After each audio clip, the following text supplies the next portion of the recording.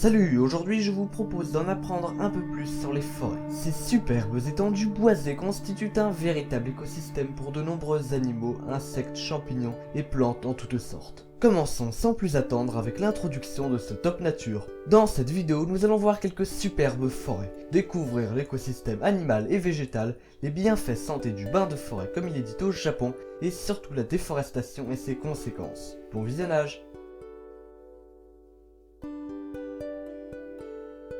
Commençons par la France avec la forêt de Fontainebleau. Située dans le département de la Seine-et-Marne, elle est l'endroit parfait pour les aventuriers. La présence d'immenses rochers en fait un terrain prisé pour l'escalade. La forêt des Landes, située au sud-ouest de la France. Elle est bordée par l'océan Atlantique et s'étend sur pas moins de 3 départements. Elle est principalement composée de pins, ce qui en fait sa particularité.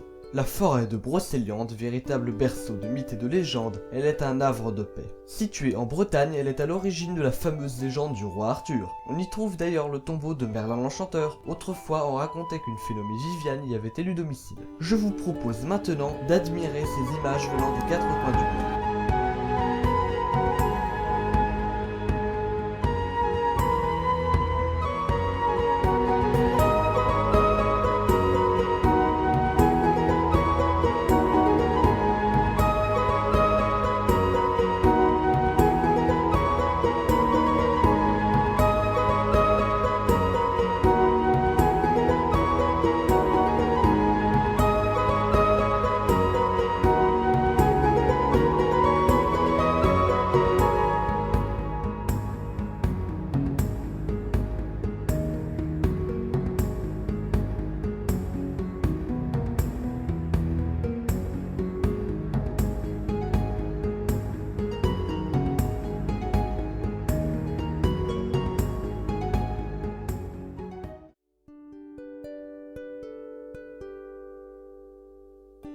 Végétaux, mammifères, oiseaux, insectes, la forêt est habitée en permanence par des millions d'acteurs. Le promeneur en forêt réalise-t-il toujours qu'il a pénétré dans un monde vivant en effervescence? La poignée d'humus qu'il vient de ramasser, par exemple, peut contenir plus de micro-organismes que la planète ne contient d'êtres humains. Nuit et jour, en surface comme en sous-sol, des millions d'acteurs s'animent. Chacun joue un rôle indispensable dans le cycle de la vie en milieu forestier. Végétaux, producteurs de nourriture, animaux, consommateurs de végétaux, prédateurs, acteurs de l'équilibre de l'écosystème, décomposeurs qui transforment tout ce qui est mort en éléments minéraux simples, de nouveau assimilables par les plantes.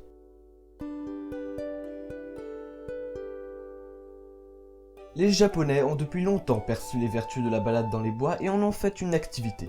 Le Shirin-yoku, c'est-à-dire bain de forêt. Les escapades sylvestres ont des effets bienfaisants sur la santé physique et mentale. Diminution du stress, diminution de la colère, de l'anxiété et de l'agressivité, amélioration de l'humeur, de l'état émotionnel, augmentation du sentiment de bien-être, amélioration des fonctions cognitives, diminution du rythme cardiaque et de la pression artérielle. Les balades en forêt contribuent aussi au renforcement du système immunitaire, donc diminuent les chances de certaines maladies telles que le cancer ou la grippe. Si vous souhaitez approfondir sur ce domaine, je vous propose de regarder la vidéo de Natura Coach.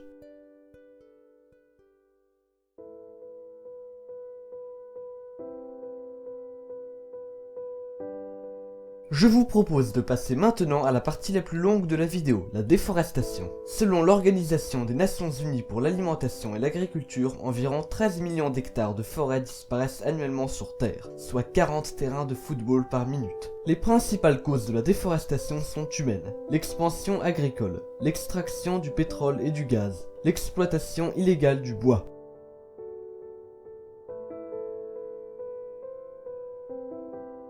La perte de biodiversité. Les forêts hébergent plus de 80% de la biodiversité terrestre et représentent l'un des derniers refuges pour de très nombreux animaux et végétaux. On estime que la déforestation provoque la disparition de 27 000 espèces animales et végétales chaque année, sans compter la panoplie de plantes médicinales que fournissent les forêts tropicales. L'aggravation des maladies. Contrairement aux idées reçues, les forêts réduisent les maladies infectieuses. 40% de la population mondiale vit dans des régions infestées par le paludisme. Or, dans les zones fortement déboisées, le risque de contracter cette maladie est 300 fois plus élevé que dans les zones de forêt intactes. L'aggravation des catastrophes naturelles.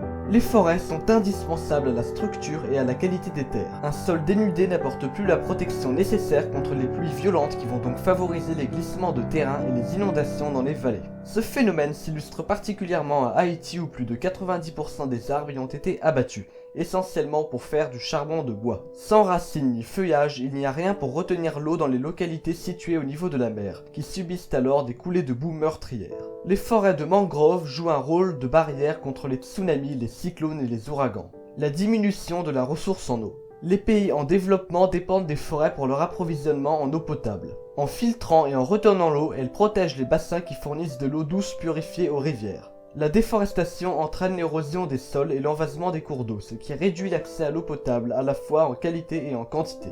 Le changement climatique. Pour finir, la déforestation participe fortement aux émissions de gaz à effet de serre, responsables du réchauffement climatique en cours. Et voilà la fin de la vidéo, j'espère qu'elle vous aura plu. N'hésitez pas à me dire ce que vous pensez de ce nouveau format. Sur ce, portez-vous bien, à plus.